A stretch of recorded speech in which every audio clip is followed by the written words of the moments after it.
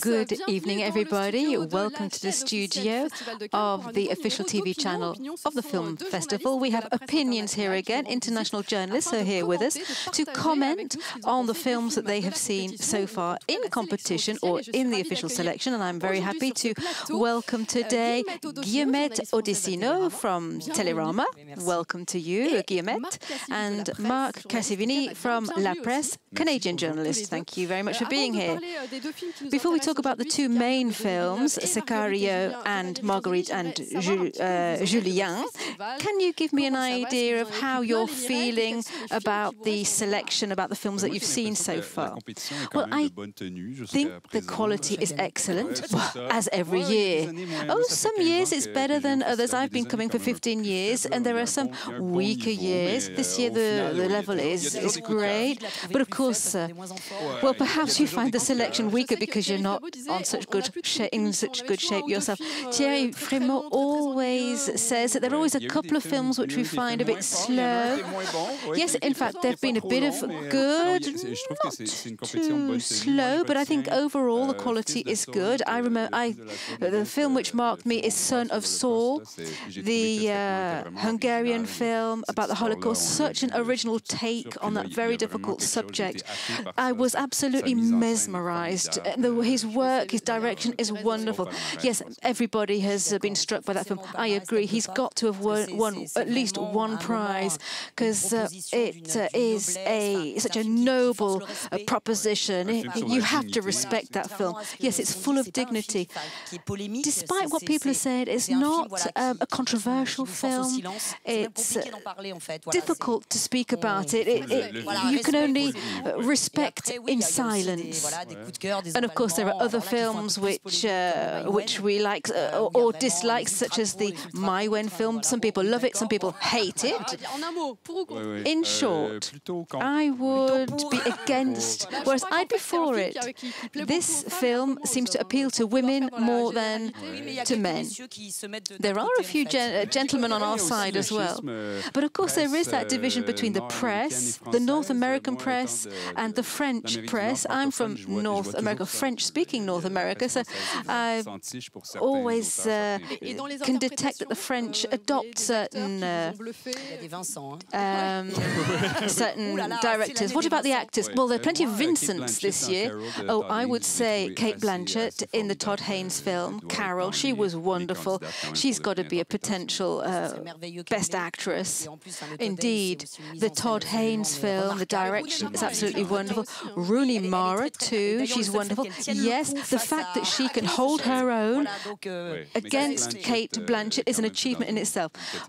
Cate Blanchett is in a class of her own, of course. We haven't yet mentioned Vincent Lindon in the Stéphane Brisé film. He has such presence on the screen. He is a body of the cinema. He is there. He's on the screen. It's not just acting. He is just there. He's so natural. Yes, he's almost not acting anymore. Let's talk about the first of the films in competition today. It's called SICARIO. It has been directed by Denis Villeneuve. It's the first of his films in competition. Let's take a look at it. Nothing will make sense to your American ears. And you will doubt everything that we do. But in the end, you will understand.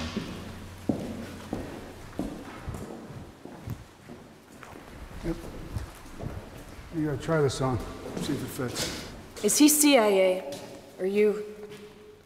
He's a DOD advisor, just like me. No, he's not. Kate, you volunteered to get on this train because you know you're doing nothing in Phoenix. Okay, you're just sweeping up a mess. In 6 months, every single house you raid will be rigged with explosives. Do you want to find the guys responsible, yes or no? Yes. Yes? Yes. This is where we start. SICARIO, directed by Denis Villeneuve, starring Emily Blunt, Benicio del Toro. It's a story of struggling against drug trafficking. So that's not a new idea for films. Let's start with you, Marc. What do you think about this film? You are Canadian, as is the director. It's a thriller here in Cannes. Did Denis Villeneuve pull it off? Well, I think yes, this is a successful thriller. It's very efficient. It's very elegant in the way it's directed. But is it a film that really suits the Cannes competition? Well, that's perhaps another kettle of fish. In the genre, yes, he has made a successful thriller. I was talking with other people, and I've mentioned earlier on the difference between the North American and the French press. In the North American magazines, they think about the commercial potential of a film. And so this film, Sicario, is going down very well in the Hollywood Reporter, for example. In the French press, on the other hand, people are less enthusiastic. Well, we don't think about the commercial potential first and foremost. It's funny because I have exactly the opposite point of view. Why not a thriller? Almost a popcorn film in Cannes. It's an interesting concept. We have had thrillers in the past, of course. This is a new genre film in competition. Yes, that's a good thing. However, I don't think he has pulled it off at all.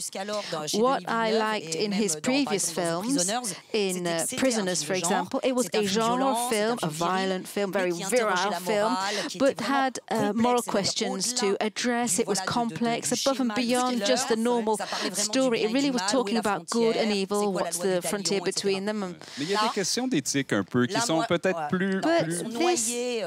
The questions are here also, yes, but they're a bit more kind of submerged under all the violence here. Of course, he's an excellent director. You cannot squabble with that. And he had a wonderful director of photography. Roger Deakins has left his mark on the film. Yes, he often worked with the Coen brothers, such as No Country for Old Men, and he also worked on Prisoners with Denis Villeneuve. There are certain shots where you stand in your tracks. Isn't that fabulous? You don't give a hoot what the story is because it's beautiful. I think the screenplay was very strong as well. This film is a very Hollywood type of film. It's well done. So I think he has pulled it off. I don't think he's got a lot to say in the film. I think he is betraying Emily Blunt. What do you mean by that?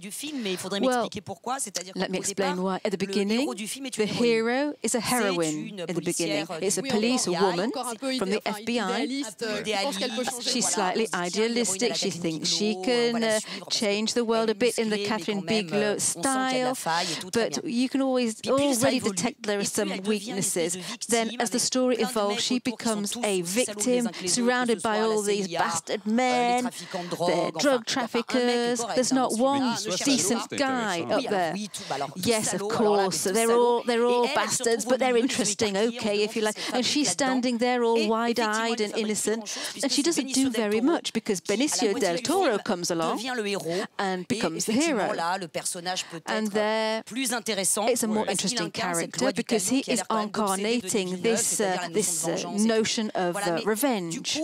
So what's it all about? Is it about a woman cop who's too idealistic? Is it about revenge, who is wreaked by people who are as corrupt as those they're chasing? I think it's typical of this American implication in the stories of drug cartels, etc. The screenplay might be a little weak, but I think there are ethical questions that are addressed. Do the means justify the end, for example? It's very efficient.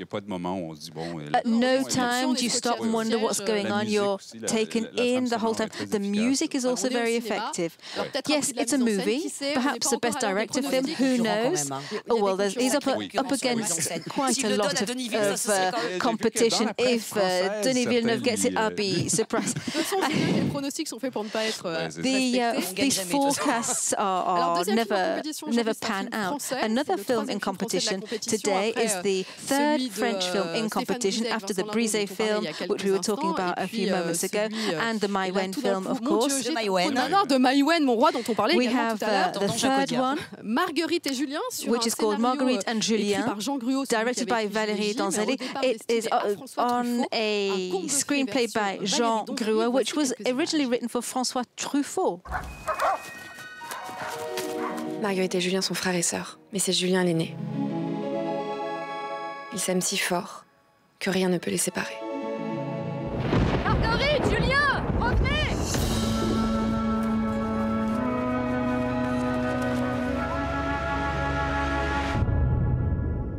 Et après, qu'est-ce qui s'est passé? Juliette m'a dit que Joséphine les avait vus au marché. C'est pas vrai. Si, je te jure. Elle les a même vus s'embrasser. Marguerite. Julie. La meilleure façon d'éviter le péché, c'est d'en fuir les occasions. Où sont-ils?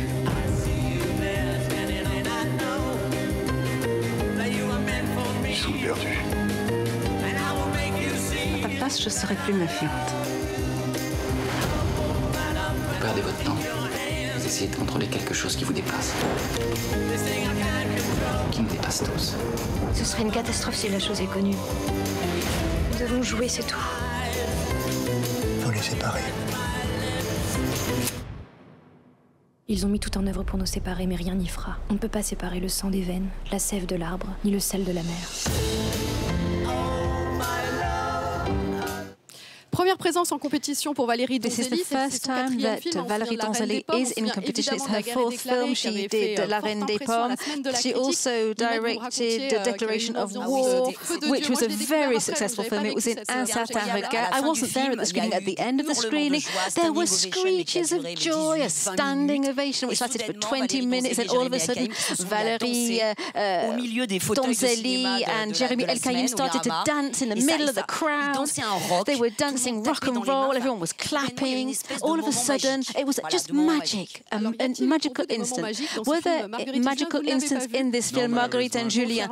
Mark, you haven't yet seen it. I love Declaration of War. So us ladies will be dancing then. We'll be doing rock and roll. There were too many men in SICARIO.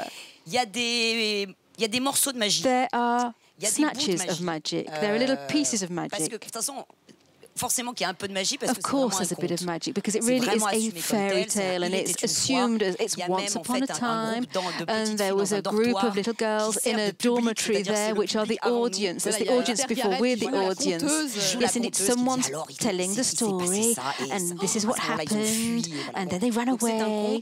So this is a tale, a fairy tale, which with lots of reference to Jacques Demy. There's a donkey, there are castles which look as if they're made of cardboard. Of course, it's a forbidden love between a brother and a sister. C'est un inceste et donc qui transforme it transforms a couple into a couple that has to flee. They have to flee away. There's a lot of anachronisms in the film. There's a helicopter because there's a bit of the story peau d'âne, but there are far more sophisticated references. We're somewhere between the Middle Ages and the 21st century. It's all very charming. The problem, however, so yes, there are little smatters of magic, there's pop music, there's great music throughout the film. However, this story is extremely romantic. Two young people who are heading towards their death, towards punishment. You're unveiling, you're revealing the end. No, but you can tell from the very outset that it's going to end sadly. It's supposed to be lyrical, romantic, but the problem is she doesn't go all the way down that road. There are so many details of pop, there's different attempts to lighten the atmosphere, to sprinkle a little bit of weightlessness around the story and a bit of madness, which means that we never really moved. Perhaps it's modesty on her part. However, she's not doing what we hope for. We want a bit more romance, a bit more breath, a bit more youth, a bit more drama, why not? Of course, there is more and more drama as the story goes on. And then you are taken into the story. But up until then, you've got kind of little sparkles and sprinkles in your eyes. It's a little story for a little girl. Jérémy Elkaïm is in all of Valérie Donzelli's films. Anaïs de Moustier is new to her universe. She is a wonderful young actress. Anaïs de Moustier is a diamond, a precious gem.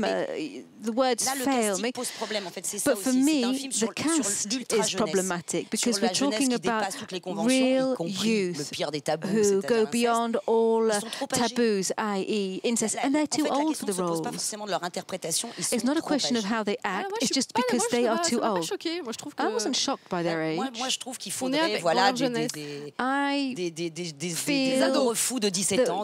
It would have been better with young teenagers of 16, 17 years old. Tristan and Isolde, for example. But this story doesn't... Deux inconnus qu'elle nous révèle. It would have been better to have two unknown actors because then we would have been able to imagine more. The Desplechin film in the director's fortnight has got unknown actors and it's just so fresh, and I'd really like that kind of freedom. Jeremy El-Kaïm, well, he's handsome, he's not bad in the film, but it's difficult to believe that he's James Dean of the Middle Ages. Thank you very much for your analysis. A couple of words about the forthcoming films that you will not miss under any circumstances. Well, I'm looking forward to see the Sorrentino. It's called Youth. It's in English. I've loved all of Paolo Sorrentino's films, even the ones in English language, which weren't well received here in Cannes. So yes, Sorrentino, I'll be there with Michael Caine, Jane Fonda. I agree. And then, of course, there's Jacques Audiard's film. Guillaume Niclou could pack a few punches with the quality of his films, with Gérard Depardieu in it. And so, and apparently Gérard Depardieu is absolutely enormous in the film. And I heard an interview where he said that he loved the film and he was prepared to come back to Cannes to defend it. Well, I think he came back for the last film about DSK, Daniel Strauss-Kahn, and that wasn't such a success, so perhaps he's a bit reluctant to come back. But there are so many films for us to see. We might love them, we might hate them. Let's wait and see. Well, thank you for coming into the studio to talk to us. Come back whenever you want for another version of Opinions. There's so much left to experience on the official TV channel of the festival. And in a very short time, we'll have the red carpet for Sicario by Denis Villeneuve. I'll be back at about 10 o'clock for the red carpet of the French film Marguerite and Julien. See you later and enjoy the films while you can.